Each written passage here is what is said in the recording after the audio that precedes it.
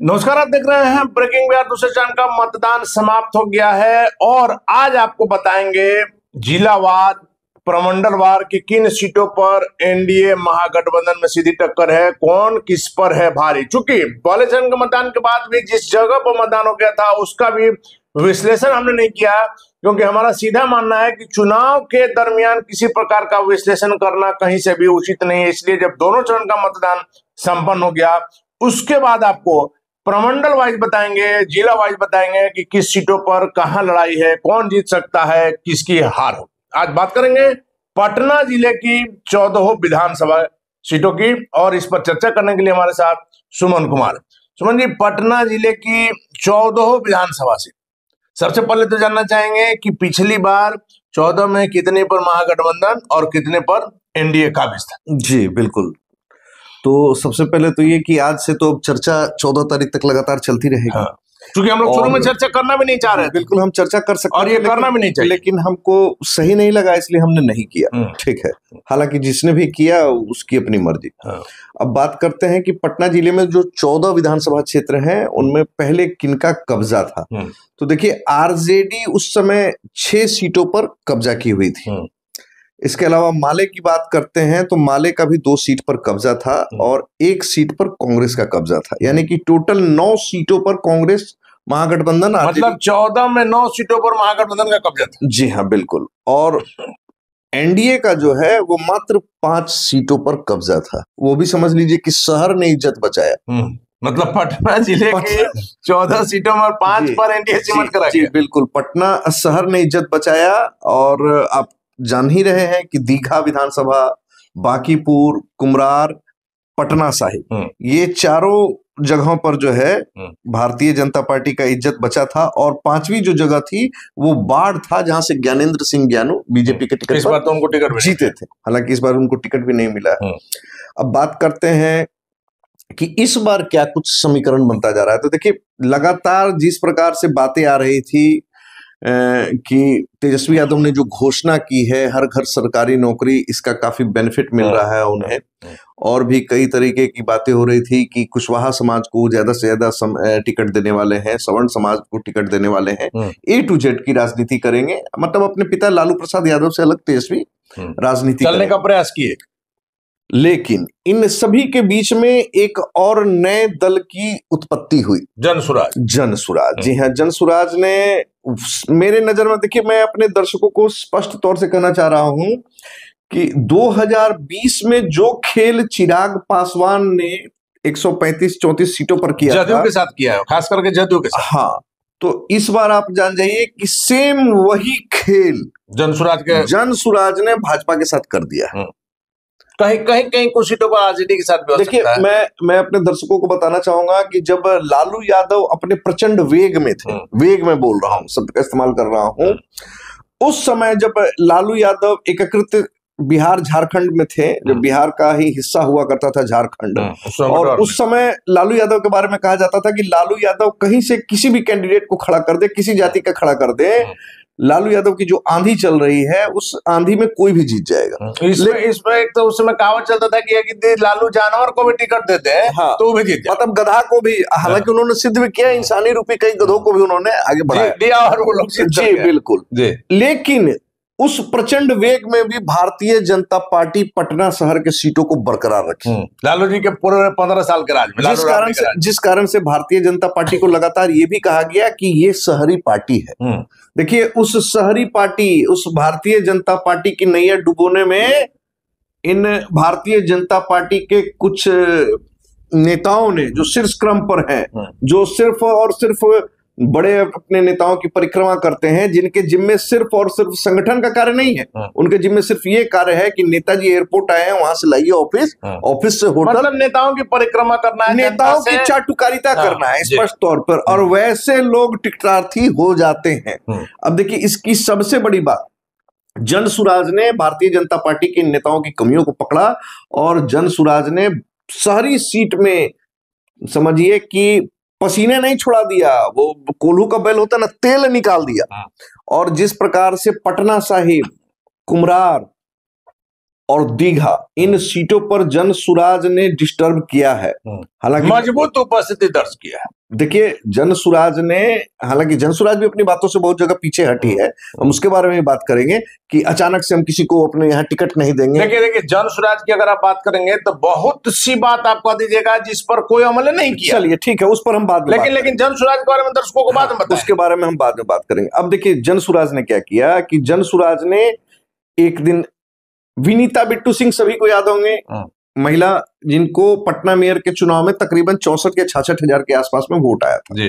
विनीता बिट्टू सिंह के हस्बैंड है बिट्टू सिंह, लगातार प्रयास कर रहे थे जनता दल यूनाइटेड से चुनाव लड़ने के लिए, हालांकि उनको नहीं मिला। जाहिर सी बात है संजीव चौरसिया 2 दिनों पहले जन सुराज ज्वाइन किया, 2 दिन पहले जन सुराज, अच्छा जिस दिन जन सुराज ज्वाइन करते हैं उसी दिन मिलता है उनको टिकट। देखिए बिट्टू सिंह जाति के राजपूत हैं और दीघा विधानसभा में कहा जाता है कि राजीव नगर और उसके आसपास के इलाकों में आप जाते हैं तो राजपूतों की अच्छी खासी संख्या है।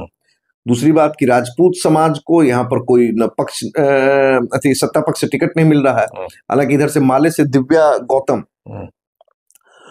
वो टिकट लेकर आई हैं, लेकिन एनडीए का जो मजबूत एक वोट बैंक है सवर्ण समाज में राजपूत समाज, उन राजपूतों को वहां दीघा में तोड़ दिया, दीघा में छिटक गया वो वोट, दीघा में तोड़ दिया। इसके बाद में अगर कायस्थ समाज की बात करते हैं तो कुम्हरार विधानसभा में कायस्थों को तोड़ दिया, केसी सिन्हा जैसे बड़े शिक्षाविद को लाया। क्योंकि केसी सिन्हा में एक और चीज नजर आया, यहाँ जो जाते हैं कैंडिडेट लोगों का पैर छूते हैं, केसी सिन्हा जहाँ जाते थे लोग उन्हीं का पैर, लोग उनका पांव छूते थे। और ये सही बात है कि वो काफी योग्य व्यक्ति थे और आप उनका खोज कर भी किसी तरीके से शिकायत नहीं कर सकते।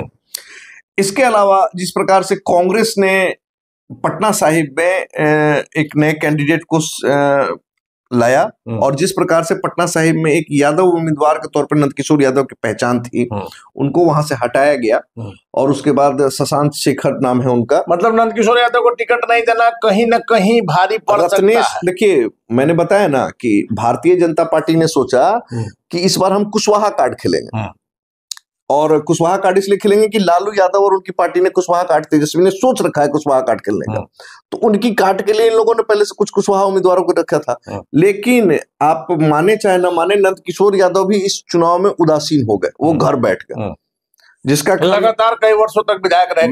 मैं आपको बता रहा हूं 2025 बिहार विधानसभा शहरी क्षेत्र में ऐसा कुछ होने वाला है जो पिछले 25 साल 30-35 साल से नहीं हुआ था। मतलब और भारतीय जनता पार्टी यहाँ जन सुराज के कारण 1 या 2 सीट हार रही, मतलब बीजेपी का जो अवैध किला माना जाता था शहरी क्षेत्र, वहां 1-8 सीटों का नुकसान बीजेपी को दिख रहा, बिल्कुल दिख रहा है।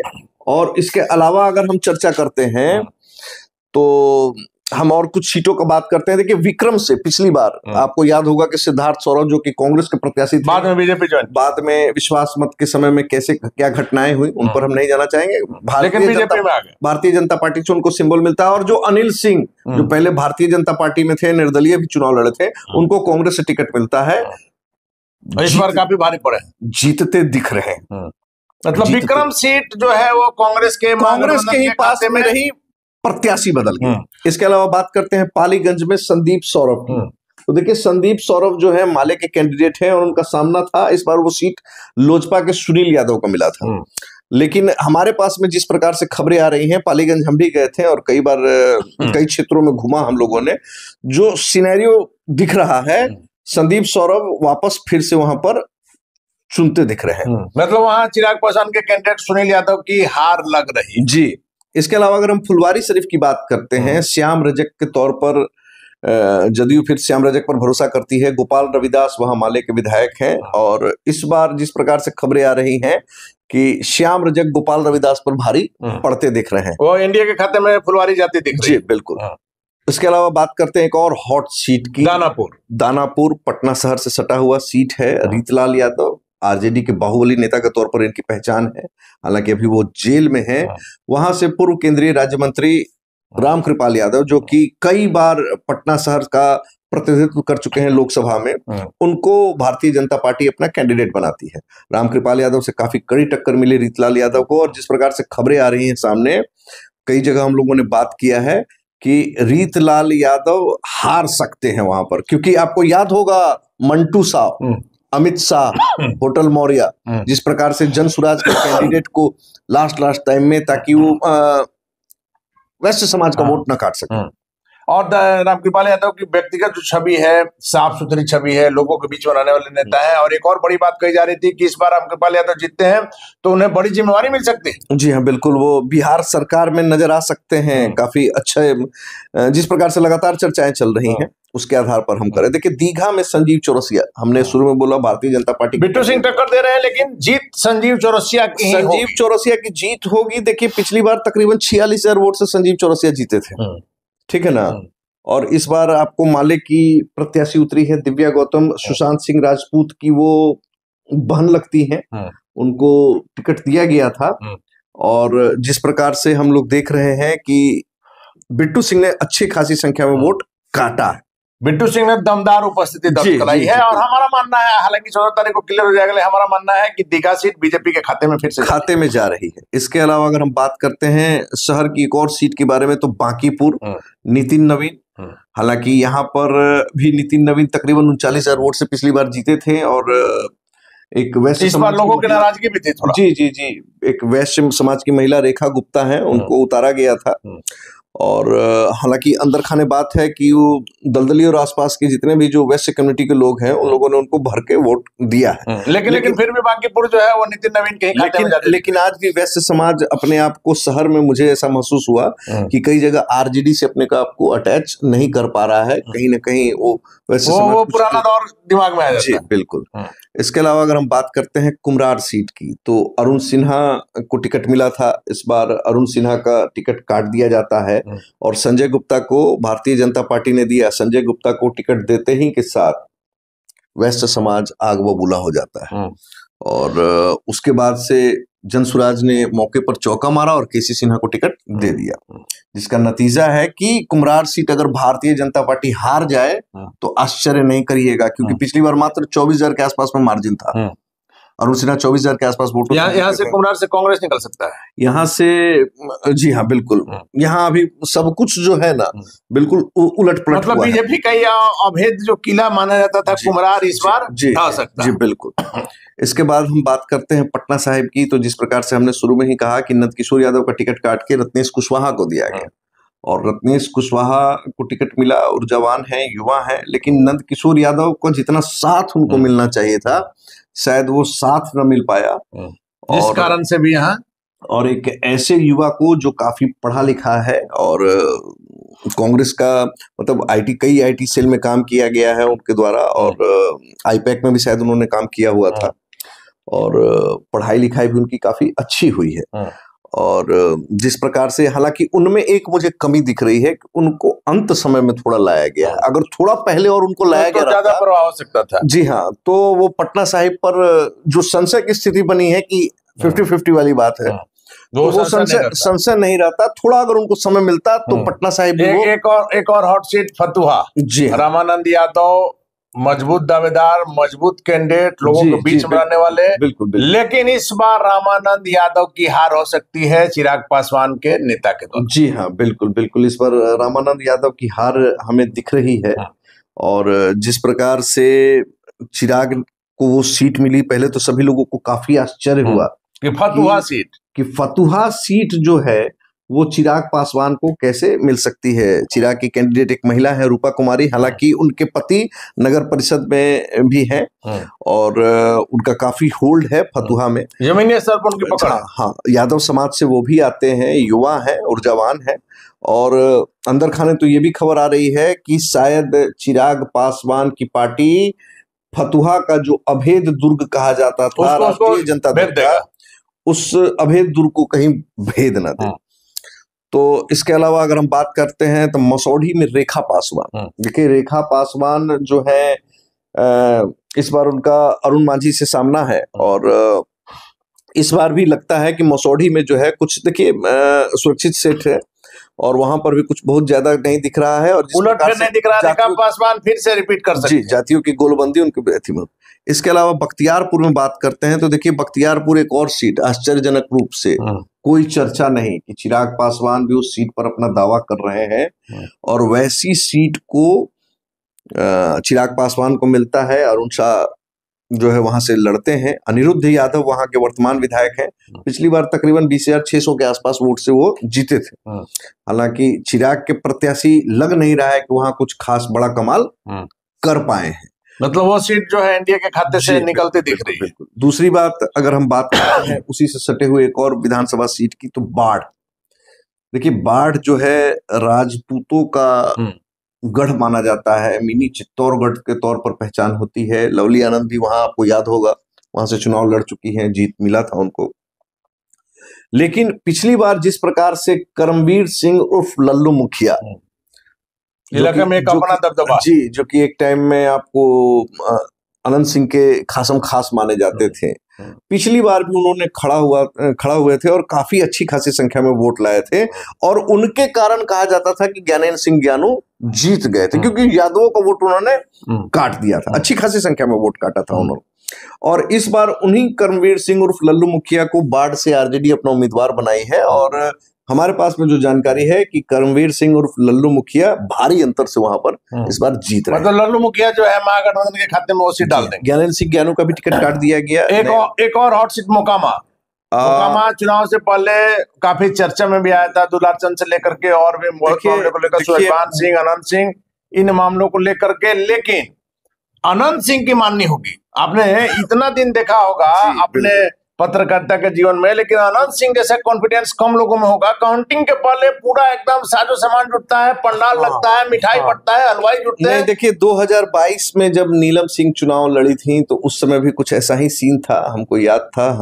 लेकिन इस बार सामने का भी उम्मीदवार सूरजभान सिंह भी तो मजबूत था। आरजेडी से वो उस समय थी।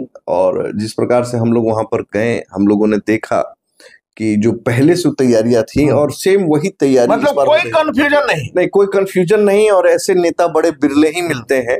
अब जीत के प्रति 100% आश्वस्त। हालांकि मोकामा के बारे में लगातार कहा जा रहा है कि मोकामा सीट पर हाल के वर्षों में इतनी कड़ी टक्कर नहीं, लेकिन फिर भी अनंत सिंह जीत रहे हैं। जी हाँ, बिल्कुल, क्योंकि जिस प्रकार से उनके समाज को भद्दी भद्दी गालियां दी गई शव यात्रा में, इसका असर पड़ा उनके समाज पर। और उनके समाज का जो कि मोकामा में जो वोट खिसका हुआ था वो भी एक हो गया, और भूमिहार समाज का एक तरफा वोट उनकी तरफ चला गया। हालांकि सूरजभान सिंह को भी कुछ वोट मिला है, व्यक्तिगत संबंध पर मिला। लेकिन अनंत सिंह की बात ऐसी है कि अनंत सिंह केवल भूमिहार वोट पर अगर कोई कहे कि जीतते हैं तो ये कहना गलत होगा। उनको आज भी उनके काफिले में यादव, धानुक, पासवान, हर समाज के लोग, देखिए 22 के चुनाव में, उसके पहले जब हम लोग टारी इलाका में घूमते थे तो आप याद कीजिए, लोगों का सिर्फ यह कहना था कि कोई भी समस्या हो अनंत सिंह के यहाँ जाइए जी, छोटे सरकार हर समस्या के समाधान करते हैं, कोई जाति नहीं देखते जी। एक बार हम गए थे उनके गांव में, हमें याद आ रहा है, तो जब हम लोग गए थे, हालांकि अनंत सिंह उस समय संजोग से नहीं थे, उनसे मुलाकात नहीं हो पाई, लेकिन जिस प्रकार से अनजान लोगों की भी आओ भगत होती है और कहा पहले चाय पानी के लिए पूछा जाता है, मीठा के लिए पूछा जाता है, कहा जाता है कि नहीं आप दूर से आए हैं, बिना खाए मत जाइए। तो ऐसा प्यार, ऐसा अपनापन बहुत कम नेताओं के यहाँ मिलता है। और अनंत सिंह शायद यही सब कारणों से अनंत सिंह के पास में ये विश्वास है कि टेंट समियाना लग रहा है और मिठाइयां बननी शुरू हो गई। इसके अलावा अगर हम और बात करते हैं एक और हॉट सीट की, तो मनेर विधानसभा। तो मनेर विधानसभा में देखिए, यादव काफी संख्या में है और भाई वीरेंद्र का अपना जलवा, और भाई वीरेंद्र का बिल्कुल जलवा है। और भाई वीरेंद्र के जो जितने दिन से वो क्षेत्र में है, मुझे लगता है 4 या 5 बार तो वो जीत चुके हैं और शायद इस बार उनका 6ठा टर्म होगा। भाई वीरेंद्र का सामना लोजपा के एक आयातित नेता जितेंद्र यादव, दूसरे जगह, हालांकि जितेंद्र यादव बेचारे कहीं दूसरी जगह से प्रयास कर रहे थे, लेकिन फतुहा से उनको मिल जाए। लेकिन जिस प्रकार से उनको फतुहा से मनेर लाया गया है, लगता नहीं है कि जितेंद्र यादव वहां लड़ाई में भी है। वहां जीत हार का अंतर भी काफी बड़ा होने वाला है। जी हाँ, जीत हार का अंतर होगा। यही जितेंद्र यादव अगर दूसरा इलाका उनको मिला रहता, फतुहा तो कुछ अलग, या बख्तियारपुर मिला रहता, तो वो कुछ अलग चमत्कार। क्योंकि मनेर में भाई वीरेंद्र को पटकनी देना बहुत ही मुश्किल है। तो इस प्रकार से आप यही समझिए कि जो अभी हमने बताया कि पटना जिले की सीटों का समीकरण हमको यही दिख रहा है। अब रहा सवाल कि इन सीटों का जो समीकरण दिख रहा है, देखिए इसमें 1 या 2 सीटें ऊपर हो सकती है। अब कैसे हो सकते हैं हम बता रहे थे कि जदयू तो साफ 2 सीट जीतती दिख रही है, फुलवारी शरीफ और मोकामा। इसके अलावा बाकी हमारा एनालिसिस है कि बीजेपी कम से कम 4 सीट जीतेगी। हालांकि वो 4 सीट कौन है हम उसके बारे में बता देना चाहते हैं। एक दानापुर की हमने चर्चा की, एक दीघा की चर्चा की, एक बांकीपुर की चर्चा की, और इसके अलावा हमारा मानना है कि कुम्हरार या पटना साहिब की कोई एक सीट जो है भारतीय जनता पार्टी जीतेगी, वरना उसको मिलाने पर ही भारतीय जनता पार्टी की 4 सीटें होती हैं। इसके अलावा लोजपा को एक सीट हम बता रहे हैं जो कि फतुहा की सीट है।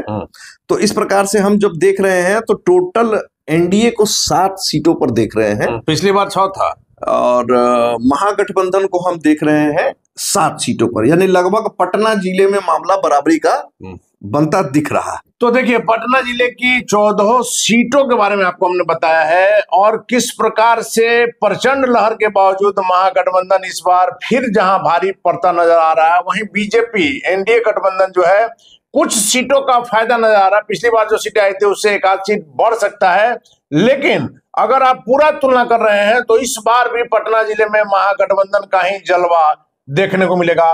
अगला फिर किसी जिला में चलेंगे, फिलहाल आप बने रहे ब्रेकिंग बैग से।